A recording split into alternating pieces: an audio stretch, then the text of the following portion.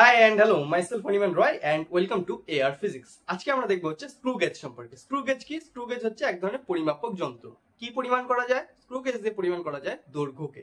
আগের দিনে আমরা ভার্নিয়ার স্কেল বা ভার্নিয়ার ক্যালিপার সম্পর্কে দেখেছিলাম, যেটাতে আমরা দৈর্ঘ্য পরিমাণ করতাম। ওরকমই স্ক্রু গেজ হলো এক ধরনের যন্ত্র যেটাতে আমরা দৈর্ঘ্যকে পরিমাণ করতে পারি। ঠিক আছে, তো আজকে আমাদের টপিক হলো স্ক্রু গেজ। প্রথমে আমরা থিওরিটিক্যাল পার্ট দেখবো, তারপর সেটাকে অ্যাপ্লাই কি করে করবো, অ্যাপ্লিকেশন পার্ট সেটা সম্পর্কে দেখবো। ঠিক আছে, তো সবার প্রথমে একটা কেমন হয় স্ক্রু গেজ দেখতে সে সম্পর্কে দেখা যাক। তো একটা ডায়াগ্রাম ড্র করা যাক ছোট্ট করে। তো স্ক্রু গেজ হয় অনেকটা এরকম টাইপের, যেখানে এখানে গ্যাপ থাকে, যে গ্যাপটা কি করা যায়, ছোট বড় করা যায়। ঠিক আছে,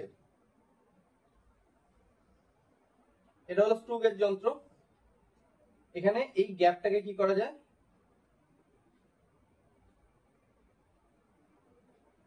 এই গ্যাপটাকে কি করা যায়, ছোট বড় করা যায়। যেমন জিনিস রাখবো, ধরলাম এর মধ্যে আমাকে রাখতে হবে, মাপতে হবে এই জিনিসটা। ঠিক আছে, তাহলে এটা সরে কোথায় চলে আসবে, এটা সরে চলে আসবে এখানে। ঠিক আছে, এরকম করে এই জিনিসটাকে ছোট বড় করা যায়। ওকে, সো ফার্স্টে কোনো জিনিস রাখি না, মানে রাখবো না, ফার্স্টে জাস্ট ডায়াগ্রামটা সম্পর্কে দেখবো। তো এটা কি হবে, এই দুটো যখন পরস্পর একসঙ্গে লেগে থাকবে তখন এখানে একটা স্কেল থাকবে, এখানে 0 দাগ থাকবে, তারপরে 1 2 3 4, তারপর 5 1 2 3 4, তারপর 5 1 লেখা থাকবে, তারপর 1 2 3 4 5 1 2 3 4 5। এটা কি স্কেল? এটা হচ্ছে একটা নরমাল স্কেল। আমরা যে এরকম নরমাল একটা স্কেল দিয়ে দৈর্ঘ্য মাপি, সেরকম একটা নরমাল স্কেল। ভার্নিয়ার ক্যালিপারেও কি ছিল, একটা নরমাল স্কেল লাগানো ছিল, তারপরে একটা ভার্নিয়ার স্কেল ছিল। ওরকমই এটাও একটা কি, এটা একটা নরমাল স্কেল। এই নরমাল স্কেলের এই ডিস্টেন্সটা কত, 1 সেন্টিমিটার। তার মাঝে কয়টা দাগ থাকে, 10টা দাগ কাটা থাকে। তার মানে এক একটা ছোট দাগ, এক একটা যে ছোট দাগ, এই এক একটা ছোট দাগের দৈর্ঘ্য কত, 0.1 সেন্টিমিটার। ঠিক আছে, 0.1 সেন্টিমিটার। এইবার এই স্কেলের উপরে কি থাকে, একটা চক্রাকার স্কেল লাগানো থাকে। এটা কি লাগানো থাকে, চক্রাকার স্কেল। এবারে এই চক্রাকার স্কেল মানে এটা যদি ভার্নিয়ার ক্যালিপারের মেন স্কেল হয়, তো এর উপরে এরকম করে একটা চক্রাকার স্কেল লাগানো থাকে, যেটা এরকম করে ঘোরানো যায়। ঠিক আছে, এরকম করে ঘোরানো যায়। এবার এই স্কেলের গায়ে কি থাকে, 100টা দাগ কাটা থাকে। এই গোটা স্কেলের গায়ে, এই চক্রাকার স্কেলের গায়ে 100টা দাগ লাগানো থাকে। ঠিক আছে, এইবার এখানে যখন কোনো জিনিস রাখা থাকে না, যখন আইডিয়াল অবস্থায় থাকে, যখন এই দুটো এক পরস্পরের সাথে লেগে থাকে, মানে কোনো ডিস্টেন্স মাপা হচ্ছে না, সেই সময় কি হয়, এই মেন স্কেলের যে 0 দাগ, মেন স্কেলের এরকম দাগ থাকে, তো মেন স্কেলের যে 0 দাগ আর এই চক্রাকার স্কেল, এই চক্রাকার স্কেলের যে 0 দাগ, এই দুটা কি থাকবে, পরস্পর একসঙ্গে জোড়া লেগে থাকবে, মানে এক পয়েন্টে থাকবে। মেন স্কেলের যে 0 দাগ আর চক্রাকার স্কেলের যে 0 দাগ, এই দুটা কি থাকবে, একই পয়েন্টে পয়েন্ট করবে, মানে একই পয়েন্টে থাকবে। ঠিক আছে, তো এর উপরে কি থাকে, এরকম করে চক্রাকার দাগ কাটা থাকে। আর মেন স্কেলের কি থাকে, এরকম করে চক্রাকার দাগ কাটা থাকে। ঠিক, এইবার যখন এর মধ্যে কোনো বস্তু রাখা হবে, তখন কি হবে, এটা এখান থেকে এদিকে সরবে। এটা যেমন ভাবে সরবে, এই গোল যে চক্রাকার স্কেলটা, এই গোল স্কেলটা ধীরে ধীরে এরকম করে পিছাবে, গোল ঘুরবে আর পিছাবে। ঠিক আছে, তো এইভাবে কি করা হয়, এইভাবে স্ক্রু গেজ দিয়ে আমরা যে কোনো জিনিসের দৈর্ঘ্য মাপতে পারি। এবার কেমন করে মাপবো, সবার প্রথমে থিওরিটিক্যাল পার্টে আসি। তো প্রথমে আমাদের জানতে লাগে হচ্ছে কি সম্পর্কে, দুটো জিনিস সম্পর্কে। এক হচ্ছে স্ক্রু পিচ, আরেকটা হচ্ছে লঘিষ্ঠ ধ্রুবক। ভার্নিয়ার ক্যালিপারের ক্ষেত্রে কি ছিল, ভার্নিয়ার স্কেলের ক্ষেত্রে কি ছিল, আমাদের জানতে লাগতো ভার্নিয়ার স্থিরাঙ্ক সম্পর্কে। ঠিক, ভার্নিয়ার স্থিরাঙ্ক, ভার্নিয়ার স্থিরাঙ্কের মান কত ছিল মনে আছে কারণ? ভার্নিয়ার স্থিরাঙ্কের মান ছিল 0.01 সেন্টিমিটার, রাইট? তো এখানে স্ক্রু গেজের ক্ষেত্রে আমাদের মান বের করতে হবে, একটা স্ক্রু পিচ আর একটা হচ্ছে লঘিষ্ঠ ধ্রুবক। ওকে, তো সর্বপ্রথমে স্ক্রু পিচ কি,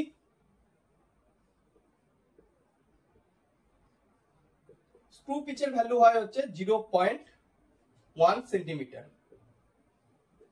কেমন করে হয়, ছবি ড্র করি। এটা হচ্ছে মেইন স্কেল, 0 1 2 3 4, তারপর 5 এর দাগ, 1 2 3 4 5 এর দাগ, মানে 1। ঠিক, এবার যখন কোনো বস্তু রাখা থাকবে না, এদিকে যখন কোনো বস্তু রাখা থাকবে না এখানে, তখন কি বললাম একটু আগে, যে মেন স্কেলের 0 দাগ আর চক্রাকার স্কেলের 0 দাগ একসঙ্গে মিলে থাকবে, রাইট? একই জায়গায় থাকবে দুটো, তো থাকলো। এইবার এই চক্রাকার স্কেলকে যদি আমি একবার ঘোরাই, মানে এইভাবে 100টা দাগ কাটা থাকে, তো এবার আমি ঘোরালাম একে, তাহলে এটা কি হবে, ধীরে ধীরে পিছাবে, এটা কি হবে, এই মেন স্কেলটা ধীরে ধীরে পিছাবে, ঠিক। তো একবার যদি ঘোরাই, মানে জিরোকে, এখানে জিরো ছিল, একবার ঘুরায়, এইভাবে ঘুরায় যদি আমি আবার এখানে নিয়ে আসি জিরোতে, তাহলে এই যে মূল স্কেল থেকে এই যে চক্রাকার স্কেলটা একটু পিছায় যাবে, একটু পিছিয়ে যাবে, কারণ একবার ঘুরালে তো এখানে ফাঁকা হলো জায়গা, ঠিক। তো এটা একটু পিছাবে, তো কতটা পরিমাণ পিছায় সেটাকেই বলে হচ্ছে স্ক্রু পিচ। কতটা পরিমাণ পিছাবে সেটা হচ্ছে স্ক্রু পিচ, ঠিক। সিম্পলি ভাবে বললে কি, এটা হচ্ছে মেন স্কেল, ঠিক। এবার মেন স্কেলের উপরে কি রাখা থাকে, এরকম করে কি রাখা থাকে, চক্রাকার স্কেলটা রাখা থাকে, ঠিক। এবার এই চক্রাকার স্কেলকে আমি একবার ঘুরালাম, ঠিক। একবার ঘোরানো কাকে বলে, এখানে জিরো ছিল, একবার ঘুরায়, গোল ঘুরায়, আবার এখানে আমি জিরোকে নিয়ে আসলাম এই দাগ বরাবর। ফার্স্টে মেন স্কেলের এই দাগ বরাবর জিরোটা ছিল চক্রাকার স্কেলের, চক্রাকার স্কেলের দাগ, চক্রাকার স্কেলের জিরোর দাগ প্রথমে মেন স্কেলের এই দাগ বরাবর ছিল। তো একবার গোল ঘুরায় আমি আবার চক্রাকার স্কেলের জিরোর দাগকে এই দাগের সঙ্গে নিয়ে আসব, ঠিক। বোঝা গেল? তো সেটাকে কি বলে, একবার ঘোরানো। এই একবার ঘোরানোর জন্য, একবার ঘোরানোর জন্য এই চক্রাকার স্কেলটা কতটা ঘর পিছালো, কতটা পরিমাণ পেছালো, সেটাকে কি বলা হয়, সেটাকে বলা হয় স্ক্রু পিচ। তার পরিমাণ কত, 0.1 সেন্টিমিটার, ঠিক। মানে এই যে যে ভ্যালুটা বের করলাম, ছোট ছোট এক একটা ঘর, ওই এক একটা ছোট ছোট ঘর পরিমাণ পিছায়, ঠিক আছে। নেক্সট, স্ক্রু পিচ বোঝা গেলে আমাদের নেক্সট দরকার হচ্ছে লঘিষ্ঠ ধ্রুবক।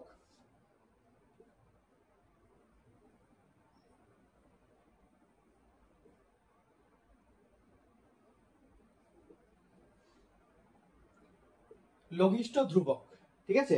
এবার লঘিষ্ঠ ধ্রুবক কি, এখানে এই চক্রাকার স্কেলটা একবার ঘোরার জন্য কতটা পিছলো, 0.1, মানে একবার ঘুরলে কতটা ডিস্টেন্স ট্রাভেল করলো, কত দূর অব্দি গেল, 0.1 সেন্টিমিটার।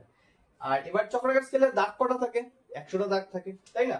তাহলে 100টা দাগ যদি ঘুরে জিরো থেকে 1 2 3 4 5 6 7 8 করে ঘুরতে ঘুরতে 98 99 100তে ঘুরে আসলো আবার, তাহলে 100 দাগ ঘুরলে ও কত দূর অব্দি যাচ্ছে, 0.1 সেন্টিমিটার, যেটা আমরা এখনই বের করলাম।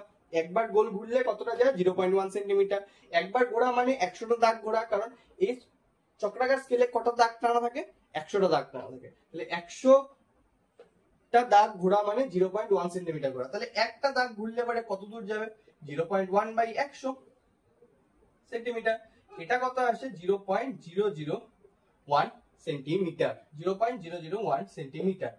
এই যে ভ্যালুটা আসলো, এই ভ্যালুটাই হচ্ছে লঘিষ্ঠ ধ্রুবক, 0.001 সেন্টিমিটার, ঠিক।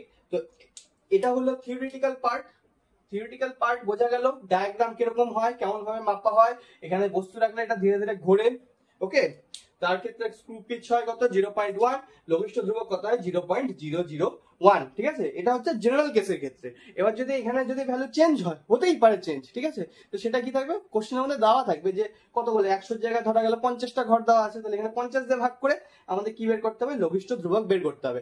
বা দেওয়া থাকলো স্ক্রু পিচ 0.1 সেন্টিমিটার না, স্ক্রু পিচ হয় 0.2 সেন্টিমিটার, তাহলে আমাদের লঘিষ্ঠ ধ্রুবকের মান হবে 0.2 বাই 100, ঠিক।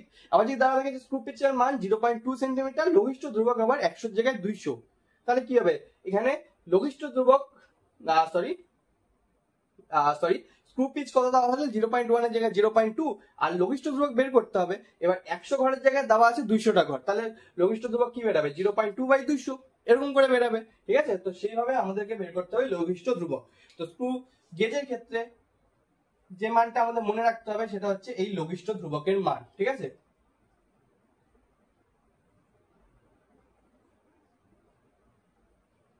এই লঘিষ্ঠ ধ্রুবকের মানটা আমাদের মনে রাখতে হবে, কারণ অ্যাপ্লিকেশনের সময় আমরা যখন কোনো কিছু দৈর্ঘ্য বের করব, সেটা কি হবে, a plus B into C, যেখানে সি হচ্ছে এই লঘিষ্ঠ ধ্রুবক, ঠিক। তো এটা কি করে আসলো সেটা সম্পর্কে আমরা এখনই দেখবো। এত দূর অব্দি আশা করি বোঝা গেল, রাইট। তো এটা একটা ছবি তুলে নেই, ওকে। এবার এটা থিওরিটিক্যাল পার্ট গেল, এবার আমরা দেখবো প্র্যাকটিক্যাল পার্ট, মানে অ্যাপ্লিকেশন কিভাবে আমরা এটাকে করব, ওকে।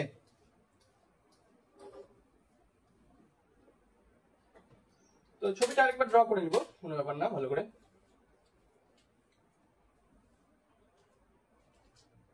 তো ধরলাম আমাদের এটার দৈর্ঘ্য মাপতে হবে, ঠিক। তো এটাকে কি করব, স্ক্রু গেজের মধ্যে বসাবো, এই পাশে একটা থাকবে দাগ, এভাবে যাবে, এখানে একটা থাকবে, এখানে মান থাকবে, এখানে থাকবে হচ্ছে 0 1 2 3 4 1 2 3 4 1, এরকম করে চলতে থাকবে। ঠিক, তো এই জিনিসটা বসানোর জন্য কি হলো, এটাকে এই দাগটাকে এখান থেকে এখানে সরাতে হলো, এখান থেকে এখানে সরাতে হলো। তাহলে এখানে যে চক্রাকার স্কেলটা ছিল, এই চক্রাকার স্কেলটা এখান থেকে এতটা সরবে, এখান থেকে এতটা সরবে। তো ধরলাম চক্রাকার স্কেলটা এসে পৌঁছালো এখানে, ঠিক আছে, চক্রাকার স্কেলটা এসে পৌঁছালো এখানে। ওকে, তো আমাদের যখন এটার দৈর্ঘ্য বের করতে হবে, এটার দৈর্ঘ্য ধরলাম এল, যখন এল বের করতে হবে তখন আমাদের দরকার এ একটা ভ্যালু, বি একটা ভ্যালু, সি একটা ভ্যালু। যেখানে সি এর ভ্যালু কি, সি এর ভ্যালু একটু আগেই বললাম, সি এর ভ্যালু হয় হচ্ছে লঘিষ্ঠ ধ্রুবক, যার মান 0.001 আমাদের এই কেসের ক্ষেত্রে বেরোলো 0.001 সেন্টিমিটার। ঠিক আছে, এবার এ কি, এ হচ্ছে মূল স্কেলের ক্ষেত্রে কত মান আসলো, মূল স্কেলের ক্ষেত্রে। তো এই জিনিসটাকে বসানোর পর ধরলাম এই যে জিনিসটা সরলো, কত দূর অব্দি সরলো মূল স্কেলের, সরলো হচ্ছে ধরলাম 5.2 সেন্টিমিটার অব্দি সরলো। কত দূর অব্দি সরলো, 5.2 সেন্টিমিটার। তো এর ভ্যালু কত আসবে আমাদের, এর ভ্যালু আসবে 5.2 সেন্টিমিটার। ঠিক, এবার দরকার বি এর ভ্যালু। বি এর ভ্যালু কি করে বেরাবে, এই যে চক্রাকার স্কেলটা ঘোরালাম, চক্রাকার স্কেলটা ঘোরালাম, তো এখানে তো 0 থাকবে না, এখানে কিছু একটা মান আসবে, 0 আসতে পারে, কোনো ব্যাপার না, বাট এটার মান কি হবে, চেঞ্জ হবে। ঠিক, ওই যে দাগগুলো যে আছে দাগের মানগুলো চেঞ্জ হবে। তো এইবার কি হবে বেরাবে, এটা ঘোরানোর ফলে এটা এখানে আসলো। এবার এই যে মেন স্কেলের যে দাগ, মেন স্কেলের যে এই দাগ, এই দাগ বরাবর এই চক্রাকার স্কেলের কোন ভ্যালুটা থাকে সেটা আমাদের দেখতে হবে। ঠিক, মেন স্কেলের এই দাগ বরাবর চক্রাকার স্কেলের কোন ভ্যালুটা থাকে, ধরলাম 37 নাম্বার মানটা আছে, 37 নাম্বার দাগটা মেন স্কেলের এই দাগের সাথে ম্যাচ করে যায়। ঠিক, তাহলে আমাদের বি এর ভ্যালু কত হবে, আমাদের এই ক্ষেত্রে বি এর ভ্যালু আসবে 37। ঠিক, তাহলে আমাদের টোটাল দৈর্ঘ্য বের করতে হবে 5.2 প্লাস 37 ইন্টু 0.001, টোটালে কি আসবে সেন্টিমিটার। ঠিক, কত আসবে 5.2 প্লাস 0.037 সেন্টিমিটার। তাহলে অ্যান্সার কত আসবে 5.237 সেন্টিমিটার। ঠিক আছে, এটা হলো আমাদের অ্যান্সার। তো স্ক্রু গেজ দিয়ে যখন আমাদের কোনো ভ্যালু বের করতে হয় তখন আমরা এভাবে করব, জিনিসটাকে বসাবো, চক্রাকার স্কেলটা ঘুরবে যাবে, এবার মেন স্কেলে মাপবো কত দূর অবধি গেল, ধরলাম 5.2 অবধি গেল, তাহলে এর ভ্যালু 5.2। এবার চক্রাকার স্কেলের কোন দাগটা মেন স্কেলের দাগের সাথে ম্যাচ করে, ধরলাম 37 নম্বর দাগটা ম্যাচ করে, তাহলে বি এর ভ্যালু 37। লঘিষ্ঠ ধ্রুবক আমরা এর আগের পেজে বের করলাম কি 0.001 সেন্টিমিটার, তাহলে এখানে মান বসালাম 5.2 ইন্টু 37 ইন্টু 0.001 সেন্টিমিটার, বেরোলো 5.237 সেন্টিমিটার। ঠিক আছে, এটা যদি বুঝতে অসুবিধা হয় এই জিনিসটাকে একবার বড় করে দেখি। আগের দিন ভার্নিয়ার ক্যালিপারের ক্ষেত্রে আমরা যেমন করে দেখলাম,